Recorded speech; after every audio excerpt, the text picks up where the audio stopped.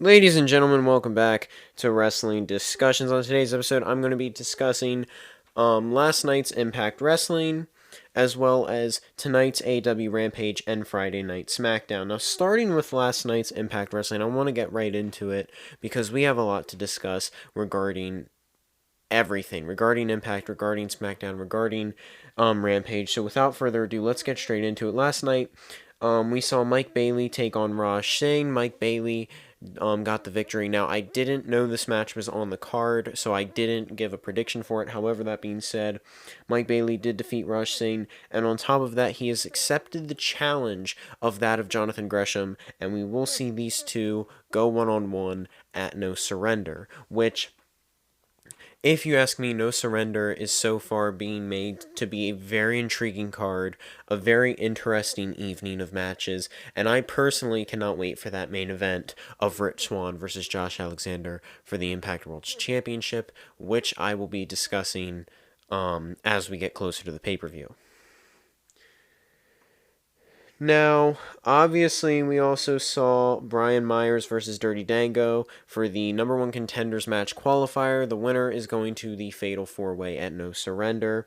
And my prediction was actually wrong. Brian Myers picked up the win. I said that I thought it was going to be Dirty Dango due to the simple fact that he's lost to Brian Myers before, due to the simple fact that he's officially signed a contract with Impact Wrestling, so this might be his moment. This might be his time to give him what he deserves, to give him that opportune time. However, I was wrong. Brian Myers got the win, which I'm not.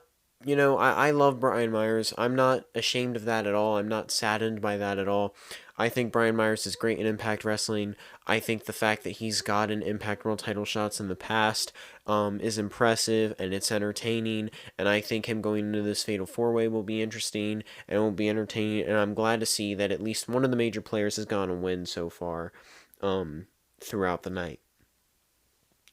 Now, we also saw the Knockouts World Champion Mickie James and Tommy Dreamer take on the Good Hands. Now, obviously, my prediction was correct on this one. We saw Tommy Dreamer and Mickie James defeat the Good Hands, which, again, I talked about this a little bit in yesterday's episode. I think this is going to be good build-up going into No Surrender for that of Mickie James with her match against Masha Slamovich, as well as the fact that this could very well be a potential match between Bully Ray and Tommy Dreamer, whether it be at No Surrender or later down the line. These two are eventually going to face off in some extreme type of a match, in some extreme type of stipulation, if you will. Now, we also saw Steph DeLander take on Jordan Grace. Now, my prediction for this was correct as well. Jordan Grace did pick up the win. And again, it's kind of like I said in yesterday's episode. Steph DeLander doesn't even sound like that big of a name. I'm not familiar with her. Jordan Grace, former Knockouts World Champion, one of the best Knockout World Champions in the past couple of years, if you ask me. And so I think by far she had this one in the bag. And I was correct. Valkyrie and Rosemary take on Killer Kelly and Taylor Wilde. My prediction was wrong for this one. My prediction was that Killer Kelly and Taylor Wilde were going to get the win due to the simple fact that these two have been feuding the past couple of weeks. And so that might give them an advantage in the sense that they've gone to know each other very well to the point where they might have a good in-ring chemistry. On top of that, the Death Dolls don't seem to do very well for themselves unless the titles are on the line. However, I was wrong. The Death Dolls did get the victory last night. Congratulations for them. And again, going into that match, I can only hope that Killer Kelly and Taylor Wilde will hopefully continue on and do a little more in their career, do a little more. I'm hoping they go back to singles action because I think both of those wrestlers are incredibly impressive in singles. Now, we also saw Father James Mitchell, who I love. Father James Mitchell made a return to Impact Wrestling last night, placed a hex on Rosemary, and we proceeded to see Allison Kay and Marty Bell blindside the Death Dolls. And, well, it looks as though Kay and Bell are, they are making a statement, and they are looking to be the next. They're looking to be the next Knockouts World Tag Team Champions, and I don't blame them. That could be a very interesting moment for them.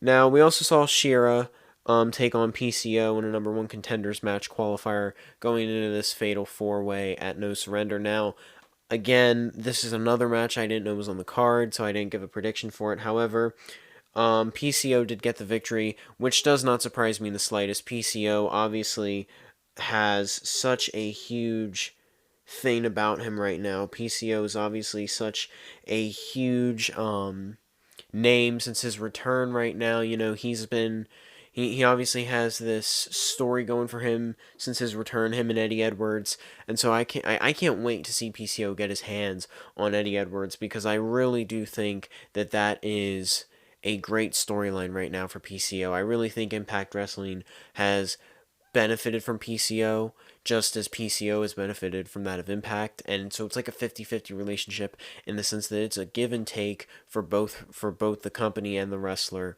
and both I think have benefited incredibly well from it. Now, we also saw the Digital Media Championship on the line, where Joe Hendry defended his title against Matt Cardona, and my prediction was correct. Joe Hendry did successfully retain his title against Matt Cardona. And again, I didn't predict against Matt Cardona to to be disrespectful or to say I don't like Matt Cardona. I love Matt Cardona, think he's a great wrestler, think he should be Impact World Champion, to be quite honest with you. However, I also think that where he and Brian Myers were right now in terms of the major players, in terms of his past couple of matches in both singles and tag action, he's been on a bit of a losing streak, if you will. On top of that, Joe Hendry has certainly seemed to gone in the head of Matt Cardona, and on top of that, Joe Hendry is doing very well right now as Digital Media Champion. Joe Hendry is actually severely putting himself as well as other wrestlers over through the Digital Media Championship, and I don't see him losing that title anytime soon, at least not for maybe a little while longer. Alright, ladies and gentlemen, so that is going to do it for Impact Wrestling. Now, moving on to tonight's AEW Rampage. I'm going to give some predictions on that. We will hear from Dustin Rhodes tonight, which will be incredibly interesting. We have not seen Dustin Rhodes do much here lately. Well, I'm sorry, we have. He's been feuding with Swerve Strickland. Now, I haven't been following Swerve Strickland here a lot lately, so I can't completely comment on that. However, I will say, I'm sure you've heard Dustin Rhodes has talked about wanting to retire in the year of 2023, whether that be in the beginning or in the end. And so to hear from him on the mic, this could be interesting, because this could be his plans for 2023. This could be a potential ending of Dustin Rhodes. I'm not sure. Now, we'll also be hearing from Mark Briscoe, the the Ring of Honor World Tag Team Champion. I can only imagine that this is going to have to do with him and the titles, and maybe potentially vacating them, maybe potentially defending them on his own. Obviously, for those of you that aren't aware, his brother, Jay Briscoe, passing away, I want to say a little less than a month ago, maybe a little more than that. And it still hits hard, it still hits home. Jay, I hope you are in a much better place than here. I hope you are doing well wherever you are. Mark, I hope you and your family are doing much better than when you first found out about the news. And tonight, I hope Mark Briscoe, first of all, I hope he's okay when he comes out tonight. Like, I hope this isn't too hard for him. I hope he's okay emotionally enough to do this. I hope he's not feeling pushed or coerced into doing this. And I also just hope that whatever it is that Tony Khan has planned, I hope it is, doing right by that of the Briscoes, by that of Jay Briscoe and that of his family. That is my hope, that is my wish, as I'm sure it is for the people watching this video at home, for the people watching Rampage at home. I'm sure that's your hope, that's your wish. That's the overall goal for us as fans, right? Now we'll also see Jungle Boy in action, so obviously we all know what this means. Whenever it doesn't say who the person's fighting, whenever it says they're in action, obviously this means that person is going to win. Jungle Boy is going to win tonight. That's my prediction. Jungle Boy is going to fight a nobody tonight. We are going to see Jungle Boy get a victory tonight.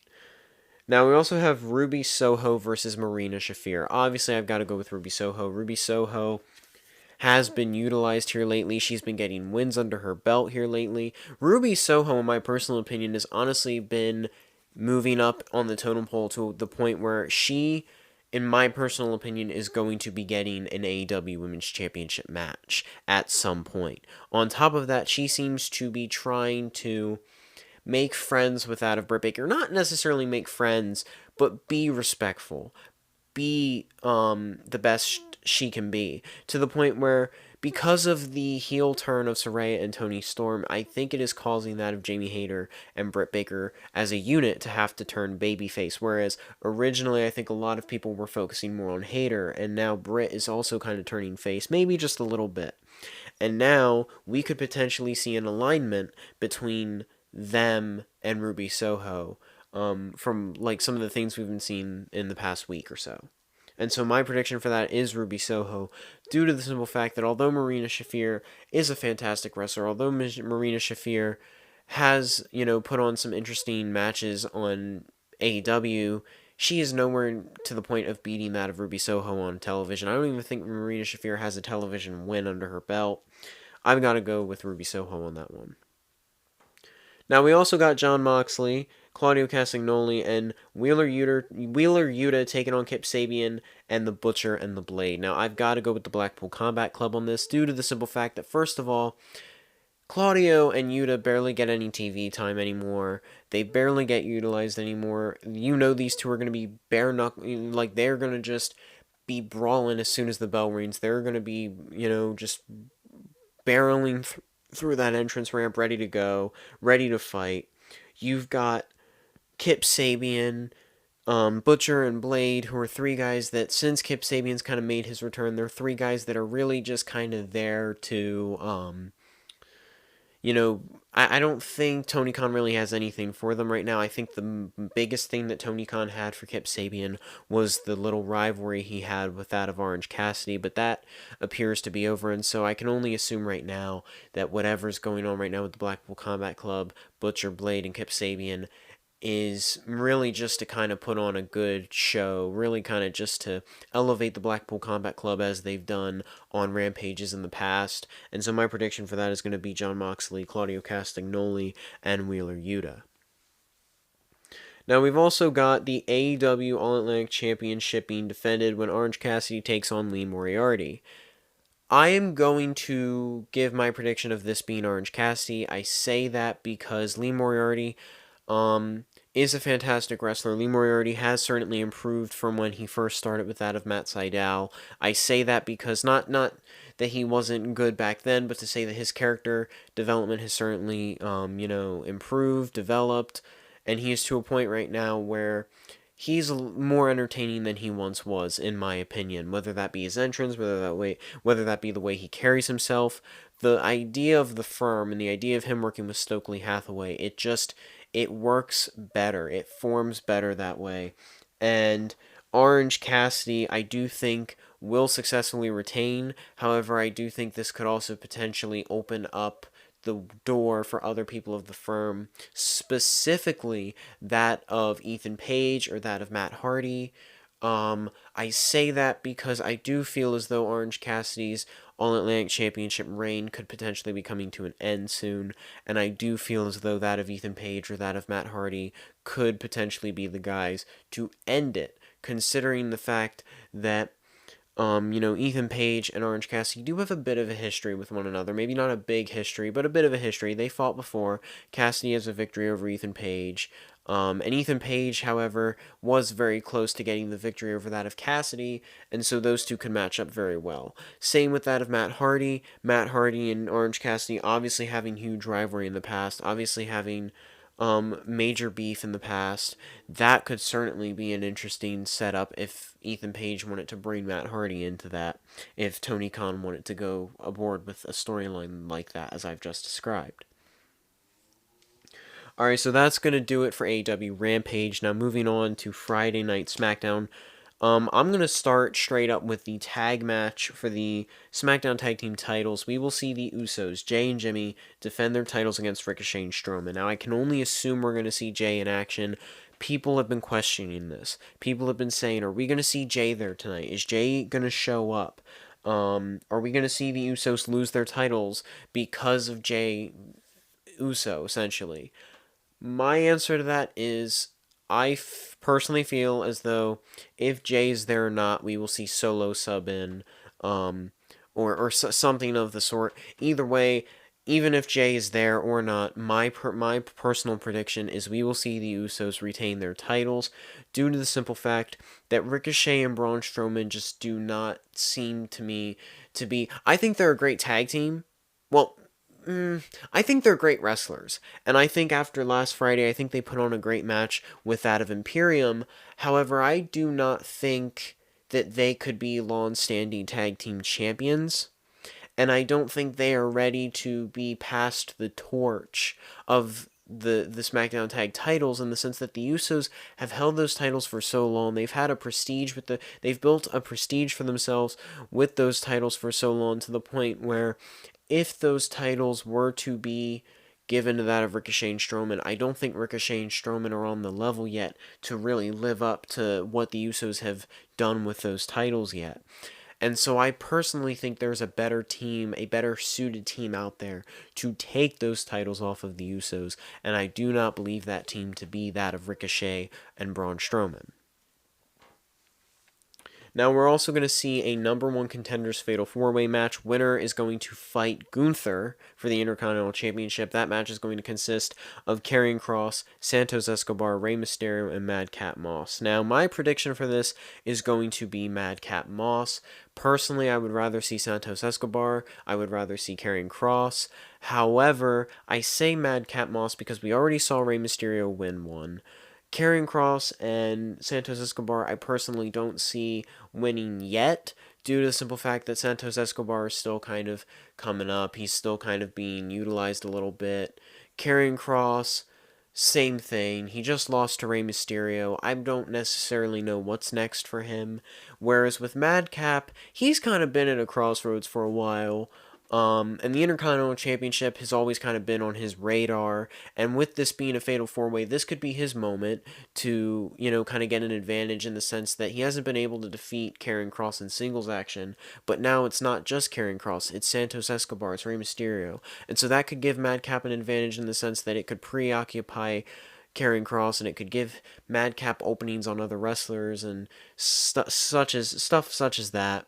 And I also feel as though Madcap Moss, being the face that he is currently, and Gunther being the heel that he is currently, I think it would make for a semi-entertaining match. Now, do I think Madcap would win the Intercontinental Championship? No. But I don't think Gunther is ready to lose the Intercontinental Championship yet either.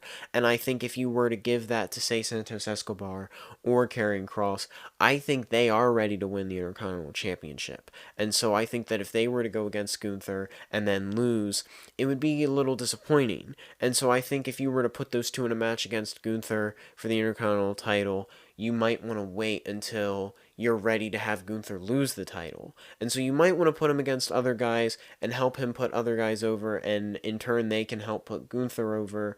And so I think Madcap would be the best decision currently, because I don't feel as though Gunther is ready to lose the title yet, and I feel as though out of the four names I just mentioned, Madcap's the guy that can help kind of elevate the title a little bit more, elevate the title picture a little bit more, and Gunther in turn can help elevate Madcap Moss a little bit more, while also retaining his title and adding to his own prestige as he's been doing these past few months.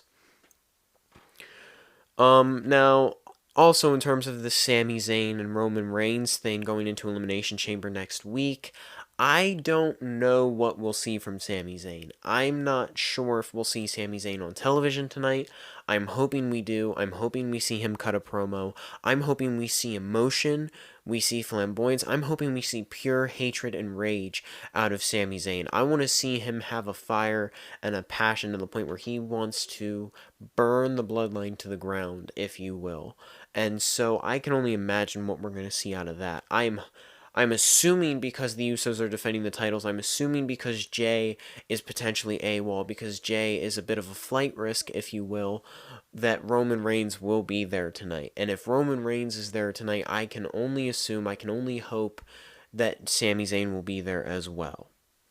Alright, ladies and gentlemen, that is going to conclude tonight's episode. As always, thank you for tuning in, and I'll see you in the next one. Peace out.